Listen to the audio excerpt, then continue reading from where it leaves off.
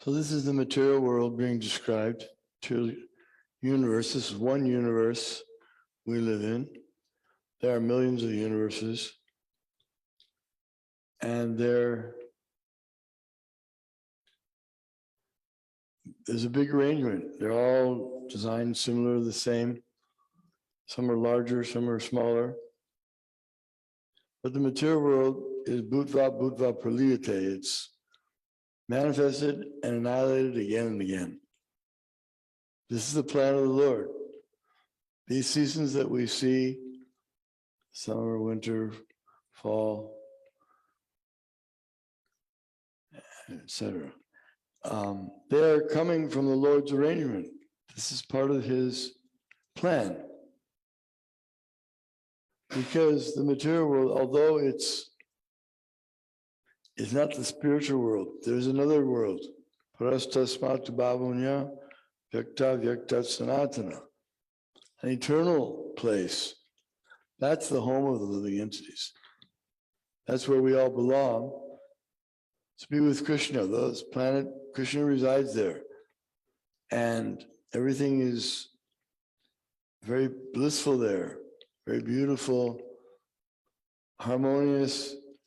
People live in harmony there without quarreling, without exploiting one another, without fearing, without all the unattractive things that we have in this material world. So someone may ask, well, why are we living here then? Why don't we go there? We don't go there because we're not allowed to go there right now. Why? Just the same reason why the criminals are not allowed to live outside the prisons. They couldn't behave themselves properly in a social environment, so they were taken into the prison. And they still get to live, they have their little community, but it's not the same as living outside. Their freedoms are restricted. And there's bound to be lots of quarreling in there because people that come to the prison are quarrelsome more. We're all quarrelsome, but those that are more quarrelsome, they're put in the prison. So this material world is the prison house. And it's still part of the manifestation of the Lord. It's still the kingdom of God. It's not separate. So he arranges things to go on here. And there's something nice about also, because this material world is a reflection of the spiritual world, inverted reflection.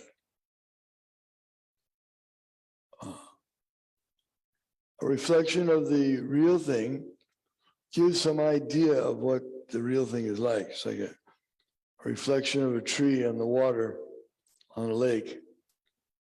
The reflection looks very similar to the tree. You can see the colors of the tree and the leaves and the branches, but you don't feel it, and you don't taste it, and you don't taste the fruits, and you're missing a lot of the reality of it. So similarly, the material world is a reflection of the wonderful place, the spiritual world where Krishna lives. But we're trying to enjoy this wonderful place without Krishna. The idea of enjoying without Krishna is actually something that is not possible, because God is the source of everything. He's the substance of everything. Nothing can exist without him. There's theories that postulate that everything comes from nothing, like the universe, which is not scientific, but still it's presented by the scientists. And that there's no need for a controller or a brain or a person above the universe, the cosmic manifestation. It just all happens accidentally. So this is not very logical. It doesn't make any sense. There's no proof. Still, this is what we believe. But by believing this, we exclude ourselves from the possibility of going to the spiritual world. We're doomed to remain in the material world with these type of ridiculous thoughts, ridiculous theories. In reality, our real business here in the world is not to try to enjoy apart from God, but is to try to assist God. He doesn't need any assistance in one sense. He's completely Swarat, independent, and he's all-powerful, all-knowing, all-cognizant. He is everything in one sense, but then again, he's outside of everything. And he lives in his own abode called Goloka Vrindavan. That's the highest abode. This description here doesn't include the spiritual world. This is just the material world, where you may have heard that we're constructing a Temple of Vedic Planetarium in our world headquarters in Mayapur in India. It will be the largest planetarium in the world and perhaps the largest temple in the world. And it will be supposed to show how the material universe is designed and set up and working. And then the spiritual world also will be depicted above that. That's where we belong. And our business here should be to how to return to that place. We shouldn't be content to stay here, because we can't stay here in a peaceful way. Like in the spiritual world, everyone just stays there. There's no death. There's no old age. There's no disease. There's no birth. Everyone lives there eternally, happily. But here, there is disease, there is old age, there is death, and birth again. Birth is the beginning of the unpleasant experiences. Staying in the womb for so many months and undergoing tribulations of being cramped up with the back bent and being bitten by different types of living entities that are in the stomach of the mother. There are living entities there. Now, there's one living entity is the main controller of the body, but there's many other living entities who live in the body at the cost of the body itself. And then finally being born, and it's a traumatic experience. The living entities in pain, crying. They say they don't come out smiling. So has anyone seen they don't come out smiling. It's crying, it's painful. And then there's more painful things later on. And finally, the finale, the crescendo, everything comes to old age and disease and death. That's what we have to look forward to in this material world. But don't feel bad. After that, you can go through it again in another of the 8,400,000 species of life. Maybe as a worm, maybe as a caterpillar, a dog, a tree, or just like a bird. You can have your choice. All these living entities are different vehicles that are arranged for the passage of the living entity through the material world. And he tries to enjoy each one to its maximum. He seems to know how to work it already by intuition. That intuition is super soul. Super soul in the heart of every living entity gives guidance to the living entity, the individual soul, that here's how you work this body. It works like this. Push these buttons here. If you want to do this, you do this. So he knows all these things. And he tries his best to exploit if he has a bird body and has a beak that goes down like that, that means he can eat other birds too. If it has a hook on it, like a hawk or eagle, they can eat other birds, they can rip them. And if they don't have that type of beak, a different type of beak, then they can't eat animals, but they can eat grains and other small things. Anyway, this is the material world being described here. It says the Jyotir planets, luminaries, sun and the moon, they're situated around the middle section. This is speaking up and down. The universe, the material universe, is called Brahmanda. Anda means egg, and it's a round egg, completely round. And Brahma is the designer, therefore it's called Brahmanda. He's situated at the top on Satyaloka, as described here, top planets. But the sun and moon are around the middle planets. So it's, then below that is half the universe is filled with water called the Garbhodak Ocean. And the top half is filled with air, or shall we say space, and the different planets are revolving.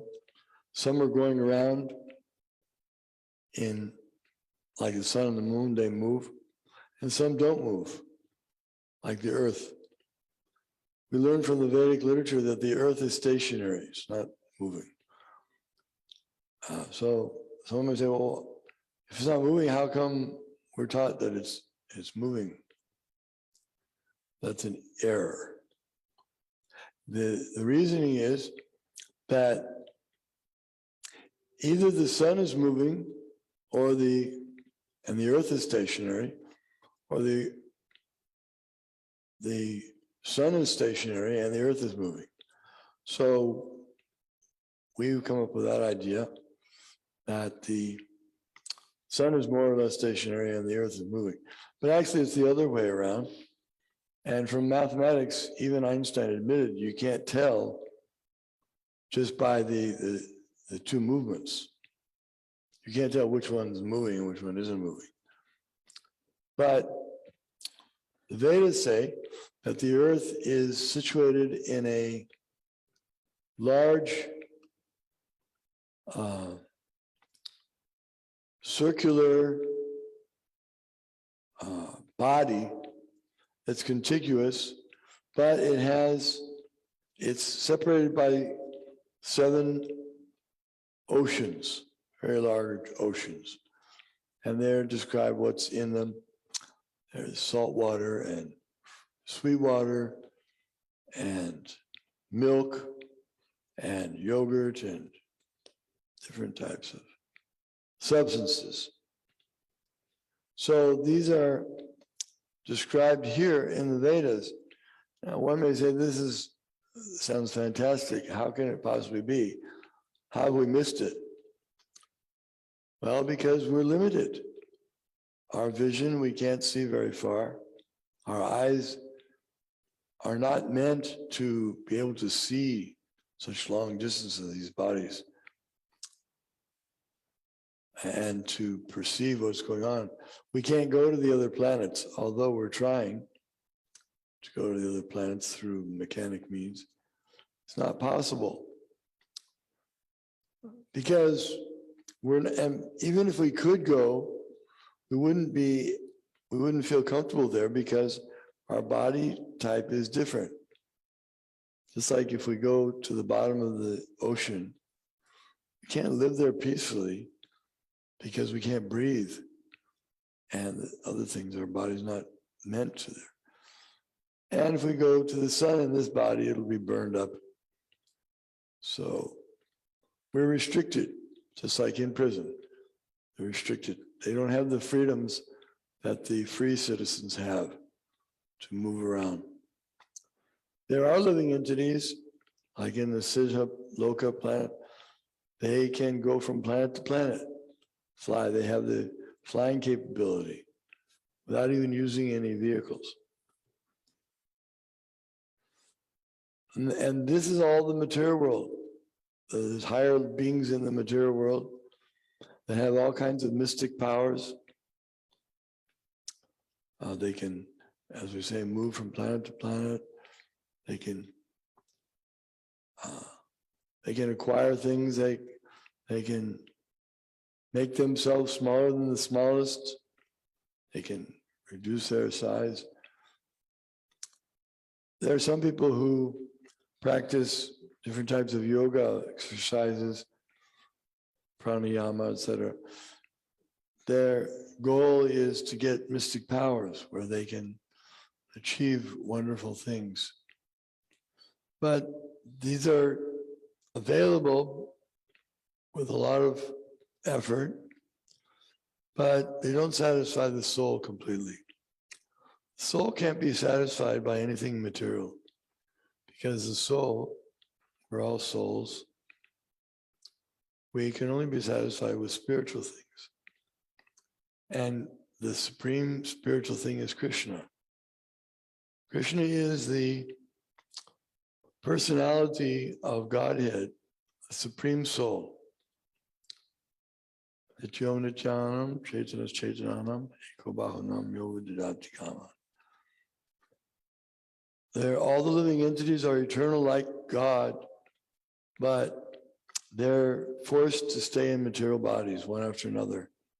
As long as they're inimical and they're not cooperative with God. Then if they rectify themselves and become good servants of God, then they can live with him in the spiritual world and enjoy unlimited pleasure, not just with him, but all of his associates. And the associates of God are also very wonderful to be with, wonderful qualities like God. And that's our real home. And that's our real business here, is to find out how to return to that supreme abode. And it's possible to do even in one lifetime.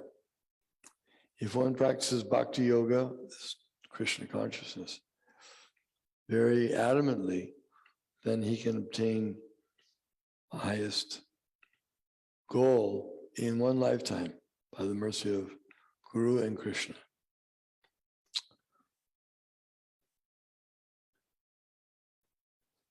This verse was read, I think, the other day, but anyway, someone is going to take over now.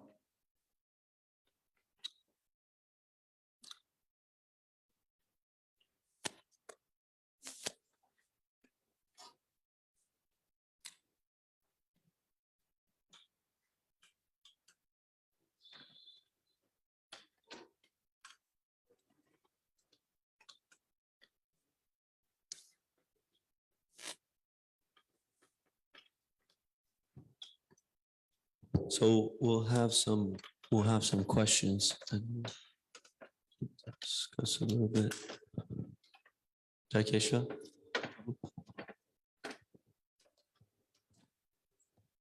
Is it worth our time and energy to discuss the Vedic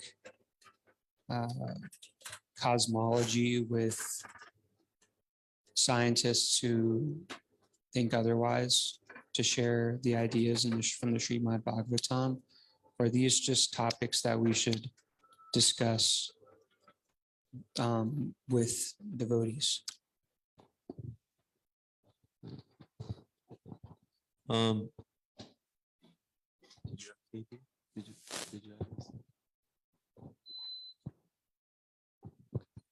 So there's one devotee, his name is I think it's Druta Karma Prabhu, and he goes and he explains what the Vedas say about the universe to persons who are like scholars and businessmen and all those types of things.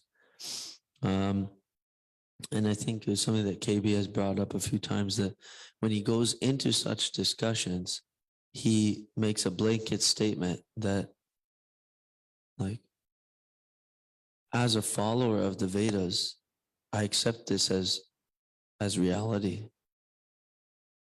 So we accept this as reality, and I'll just present you what's there.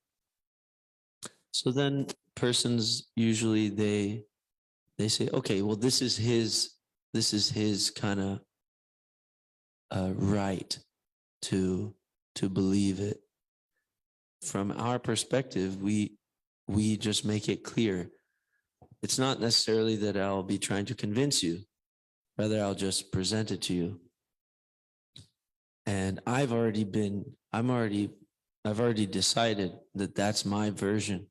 That's the reality that I prescribe to. And all the other persons, they have their own realities, that they're prescribing to.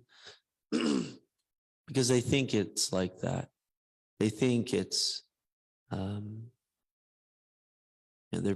they may have an idea that what we talk about from the ancient scripture is just some mythology or something.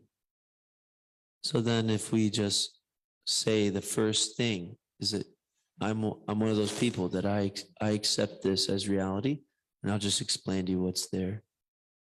So he does this as a service to Srila Prabhupada.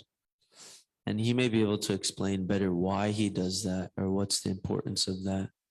But what's interesting is that many people who are little scientifically minded, they appreciate that type of presentation. And if the details and the figures from the Vedas intrigue their mind, which certainly they are very intriguing, then they may spend time to go deeper. And when they go deeper, Krishna's grabbing their mind.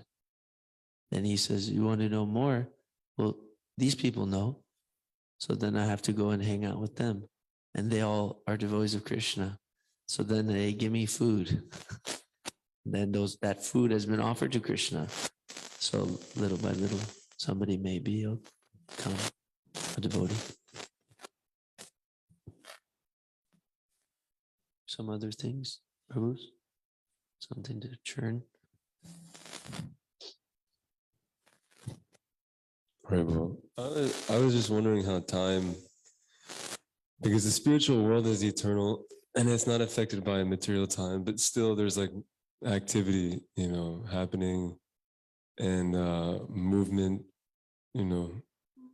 motion. And I was just wondering how that is the case.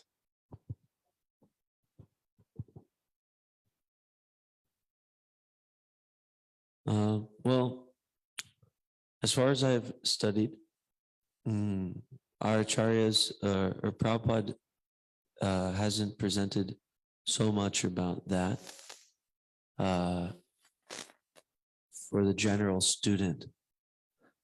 More or less, we will have to go there to experience what time is like in the spiritual world. And to get there, it is quite a task. So that's one of those details which is a little bit kind of confidential. It may be a little bit distracting for us where we're at. I'm still dealing with bad habits that I've accumulated from material births. So then if I figure out how to fix that, then I can go on to more esoteric top concepts. One time I heard a discussion, though, that in the spiritual world, for the sake of pastimes, time exists. Like there's some activity called a lila, where Krishna and his devotees interact with each other in a certain setting and exchange emotions, and basically that's how they have fun. That's how they enjoy. And the devotees in Krishna are fully free from the binds of time, but they voluntarily subject themselves to experience the pastimes. And one time I heard an analogy that they can switch the channel whenever they want. So they can experience whatever pastimes eternally. Now, as like I was saying, the details aren't, really understandable by us. But we can understand that the devotees, they're not bound by one particular body. They can actually have many forms simultaneously. So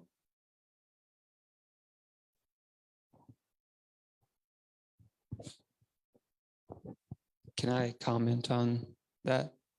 So from my understanding, Krishna has, he's going through different things every day, just like we're offering arti at certain times in the day. So with our artis, we're trying to mimic what's actually happening in the spiritual world.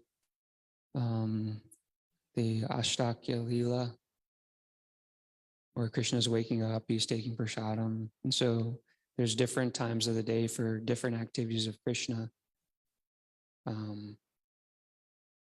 And we can attempt to